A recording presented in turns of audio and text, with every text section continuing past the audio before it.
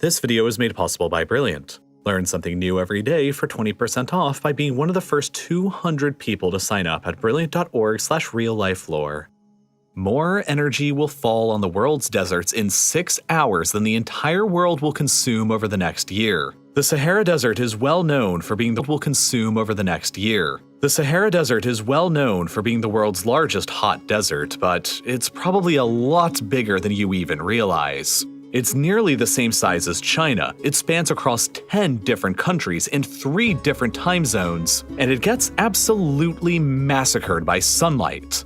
This is a map that shows annual sunshine hours across the world. There are some notable hotspots in North America, South America, and Southern Africa, but nowhere gets as much as the Sahara Desert. Most of this China-sized chunk of land gets more than 3,600 hours of sunlight a year, and within that big chunk is this other chunk that gets more than 4,000 hours a year. For reference, that's nearly 4 times the amount of annual sunlight that Germany gets. Most of this is because the Sahara Desert is A, pretty much directly along the Tropic of Cancer, which means the sun for a lot of the year is pretty much directly over it, and B, clouds pretty much never form or even exist over the entire desert, which means all that sunlight is never interrupted. The Sahara, consequently, is the best location anywhere on Earth to place solar panels and develop solar farms. So it then begs the question, what if we covered the entire desert with solar panels? How much energy would we actually be able to produce, and how would this change our planet? Let's take a deep dive. For starters, let's begin here. This is the Ouarzazate Solar Power Station in Morocco, the world's largest concentrated solar power plant currently in existence and a marvel of modern engineering. Once fully completed and operational, the plant will take up an area of 25 square kilometers and be capable of producing 582 megawatts of electricity. It will even be capable of storing solar energy in the form of superheated molten salt, which allows for further production of electricity even into the night. After investing more than $9 billion into their solar energy objective, Morocco aims to create 4 additional plants similar to this one in the Sahara that will collectively create more than 2,000 megawatts of electricity production, which will be enough to provide for roughly 38% of all of Morocco's annual electricity needs. This project will transform Morocco into the world's leading solar energy state, and as the only African country that currently has a power cable linked to Europe, much of this energy will be exported for profit to the countries of the European Union. But all of this energy is created from just 5 relatively small plants. What happens when we scale things up a bit and think bigger? One of the few organizations thinking about Sahara solar energy production in the future is the German energy company Desertec, which happens to be an investor of the Moroccan solar energy project.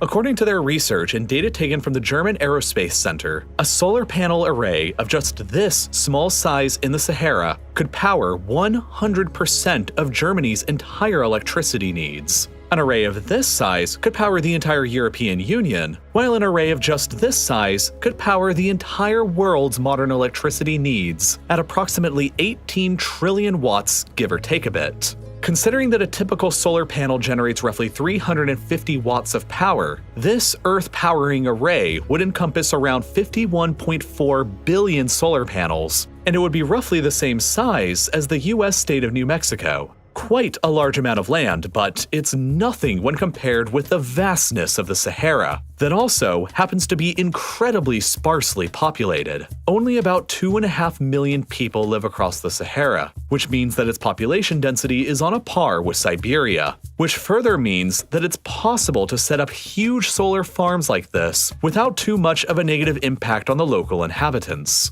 The Desertec project doesn't quite intend on transforming the entire Sahara into a solar farm, but it's still quite ambitious. The general idea is to set up a series of massive solar farms across the Sahara's perimeter and deeper into the Middle East. Once constructed, this collection of solar farms will provide for the majority of Africa's and the Middle East's electricity needs, while shipping any excess power across cables to Europe that could supply as much as 15% of the continent's entire electricity needs. This is a real-life plan that's undergone significant amounts of research and investment. But why are they only planning on building solar farms around the Sahara's perimeter?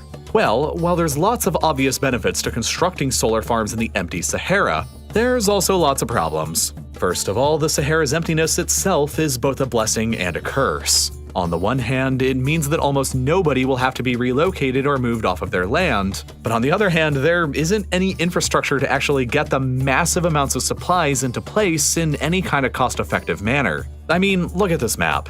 There's only like 4 roads that even stretch across the Sahara from the north to the south. There are huge, empty pockets of land across the desert without a single road at all, and some of these areas, like this northwestern pocket of Chad, are more than 600 kilometers away from the nearest road. Transporting billions of solar panels to a remote area like this will necessitate building countless new expensive highways or railroads to get them there, and that's why Desert Tech is only planning on constructing plants around the Sahara. But let's forget all of that for a moment and just think about the cost of the solar panels themselves in a Sahara-sized array. A pretty average 350-watt solar panel typically costs anywhere between $200 and $450 once fully installed on a residential roof today. Since we know that it's going to be expensive transporting and installing all of them in the middle of one of the world's most remote locations, we're gonna stick with the high-cost estimate here and tack on an additional $300 for delivery and infrastructure fees, and $250 more for installation fees. Conveniently, this math makes the total cost for each 350-watt panel exactly $1,000. So from there, you can figure out pretty quickly that the 51.4 billion solar panels needed to fit inside of our New Mexico-sized array that'll power the entire planet will cost a cool 51.4 trillion US dollars. For reference, that's approximately 60% of the entire world's GDP, but it would enable us to immediately switch all of our electricity over to renewable solar, so that's pretty cool. Alright then, now let's just assume that we've turned on infinite money and we expanded upon this by filling up the entire Sahara Desert with solar panels. What is going to happen now? Well, for starters, if we assume that the solar panels are 100% efficient, the entire Sahara Desert will probably now be producing somewhere around the neighborhood of 1.3 million terawatt hours of electricity per year. So, to put that number into perspective, the entire contemporary human species consumed about 173,000 terawatt hours of energy in 2019. And that's not just electricity, that's all energy consumed for everything we did that year. A Sahara Desert covered in solar panels would generate more than 7 times the amount of energy that all of the nearly 8 billion humans of the world collectively consume right now. Obviously, this would present revolutionary changes to what mankind could be capable of, and notch us even closer to a Type 1 Kardashev-style civilization. But this overwhelming power given to humanity by harnessing the entire Sahara would also come with some significant costs. The black surfaces of the solar panels dotting the Sahara will of course absorb most of the sunlight hitting the Sahara. Only a tiny fraction of that incoming energy will actually be converted into electricity, while the overwhelming majority will be returned back to the environment as heat. In turn, this heat will trigger a sort of feedback loop in which the heat emitted by the solar panels would create a steep temperature differential between the land and the surrounding oceans. This will ultimately lower the surface air pressure and cause moist air to rise and condense into clouds and rain across the desert. So, by covering the entire Sahara with solar panels, we'll also unwittingly be terraforming the desert Sahara into a green Sahara at the same time. In some ways, this will be good, because it will open up a massive amount of land the size of China to colonization, human settlement, and critically for the emerging economies of North Africa, extensive economic development for their countries and their people. But in other ways, this will be really bad.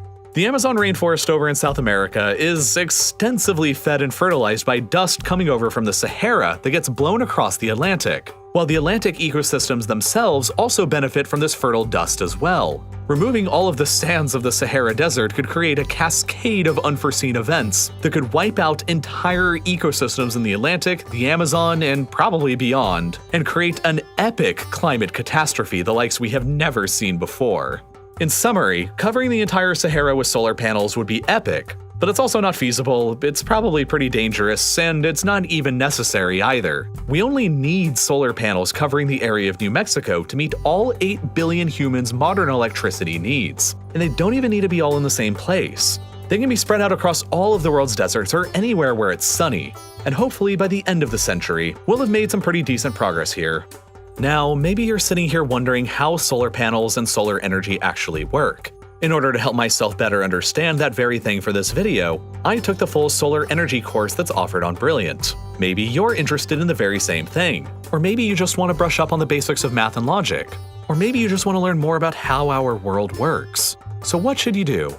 Well, you're already watching educational videos here on YouTube, which is a great start. But in order to really learn something, you've got to actually do it, and that's where Brilliant will come in to help. Brilliant is a website and app built off of this exact principle. You learn the best while doing and solving in real time. You can jump directly into solving problems and be coached bit by bit until, before you even realize it, you've learned a new subject in STEM.